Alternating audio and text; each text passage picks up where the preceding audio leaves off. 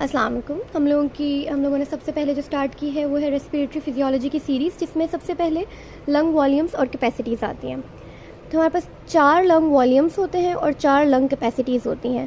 Capacities basically lung जो भी 2 और मोर लंग वॉल्यूम्स के सम को हम लोग कैपेसिटी बोलते हैं। तो इसके अंदर लंग वॉल्यूम्स के अंदर हमारे पास आ जाता है tidal volume, inspiratory reserve volume, expiratory reserve volume और रेजिडुअल वॉल्यूम। ठीक है। और कैपेसिटीज़ की तरफ आएँ तो हमारे पास 4 कैपेसिटीज़ हैं इसी तरह: inspiratory capacity, functional residual capacity, vital capacity और टोटल लंग कैपेसिटी, जो कि इन्हीं वॉल्यूम्स के सम से बनती है, 2 और मोर वॉल्यूम्स के सम से बनती है। तो सबसे पहले हम लोग इस सारी चीज़ को समझने के लिए एक ग्राफ बनाते हैं। अब इसके अंदर बेसिकली हो क्या रहा होता है कि हमने देखना है, सबसे पहले एक हम लोग एग्जांपल ले लेते हैं। एक बंदा अगर सांस लेता है, ठीक है, तो उसमें वो जब नॉर्मल ब्रेथ ड्रॉ करता है, इंस्पायर करता है एयर को, तो ये होता है ऑलमोस्ट 500 ml वो इंस्पायर करता है। ठीक है, almost. This is tidal volume, normal inspiration या नॉर्मल एक्सपायरेशन। ये है टाइडल वॉल्यूम। नॉर्मली जब इस तरह से सांस ली है तो नॉर्मली 500 ml इनहेल किया, 500 ml एक्सहेल किया। This is tidal volume. अब इस कैपेसिटी से ऊपर जितना ज़्यादा वो मज़ीद, अब ऐसा तो नहीं कि सांस ले ली बस ये ख़त्म, इसके अलावा आपके लंग के अंदर इतनी कैपेसिटी होती है कि आप मज़ीद एयर को इनहेल कर सको। तो जितनी ज़्यादा इस नॉर्मल ब्रेथ के बाद जितनी ज़्यादा आप और एयर इनहेल कर सकते हो, उसको हम लोग कहते हैं इंस्पिरेटरी रिजर्व वॉल्यूम। ठीक है, ये था टाइडल वॉल्यूम और ये है इंस्पिरेटरी रिजर्व वॉल्यूम। ये होता है ऑलमोस्ट 3000 ml। ठीक है, जैसे करने के बाद जितना ज़्यादा आप अंदर और मज़ीद सांस ले सकते हो। ठीक है, अब ये हो गया इंस्पिरेटरी रिजर्व वॉल्यूम। इसके बाद आ जाता है इसी तरह एक्सपायरेटरी रिजर्व वॉल्यूम। जब आपने नॉर्मली एक्सहेल कर दिया ऐसे, तो इसके बाद और जितना ज़्यादा आप एक्सहेल कर सकते हो, ठीक है, जितना ज़्यादा पॉसिबल है ह्यूमनली एक्सहेल करना, वो सारा हो जाता है एक्सपिरेटरी रिजर्व वॉल्यूम। ये होता है 1100 ml। और ये इंस्पिरेटरी रिजर्व वॉल्यूम से इतना कम क्यों है? क्योंकि हमारे लंग्स के अंदर एट ऑल टाइम्स कुछ ना कुछ एयर का वॉल्यूम अंदर रहता है जो कि लंग्स को कोलैप्स होने से रोकता है। उस वॉल्यूम को हम कहते हैं रेजिडुअल वॉल्यूम और वो होता है 1200 ml। ठीक है, ये हमने ज़रा ज़्यादा ही करीब बना लिया, इसको हम थोड़ा सा कर लेते हैं। ठीक है, तो ये हो गया residual volume 1200 ml।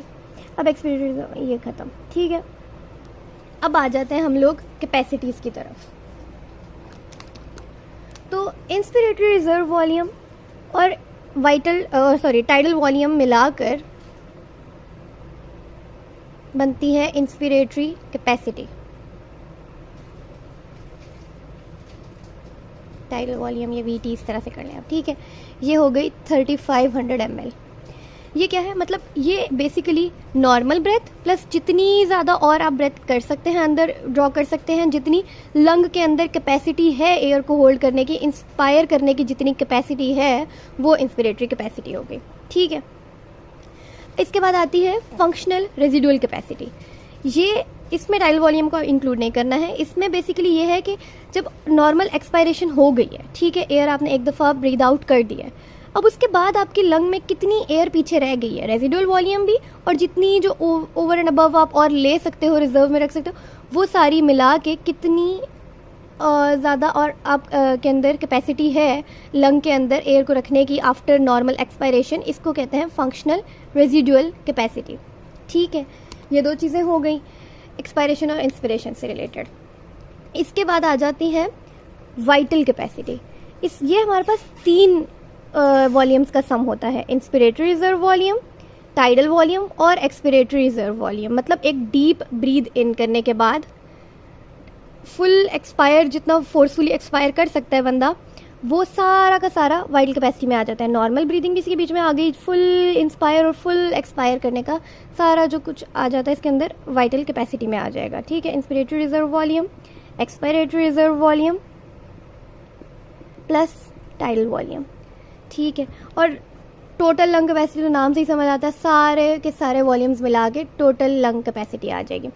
Residual volume को हम लोग, अच्छा इसकी एक और इम्पॉर्टेंट चीज़ है ये समझने वाली कि इसको हम लोग स्पायरोमीट्री में मेजर नहीं कर सकते। स्पायरोमीट्री बेसिकली होती है कि जो ये सारा ग्राफ जो बन रहा होता है ये स्पायरोमीट्री में बन रहा होता है, ठीक है। जो एयर आप ब्रीद इन कर रहे हो, ब्रीद आउट कर रहे हो, ये सारा कुछ स्पायरोमीट्री में हम मेजर कर सकते हैं। लेकिन क्योंकि रेजिडुअल वॉल्यूम कभी लंग से बाहर आता ही नहीं है, इस वजह से इसको हम लोग can not major on spirometry, ठीक है। अब इसमें ये चीज़ भी एक और इम्पोर्टेंट आ जाती है कि अगर कोई एक ऐसी कैपेसिटी है जिसमें रेजिडुअल वॉल्यूम इन्वॉल्व है तो उसको भी हम लोग स्पायरोमीट्री के थ्रू पता नहीं कर सकते हैं। जैसे ये फंक्शनल रेजिडुअल कैपेसिटी हो गई, टोटल लंग कैपेसिटी हो गई, इनका भी हमें स्पायरोमीट्री पे पता नहीं चलेगा। तो ये हो गए लंग वॉल्यूम्स।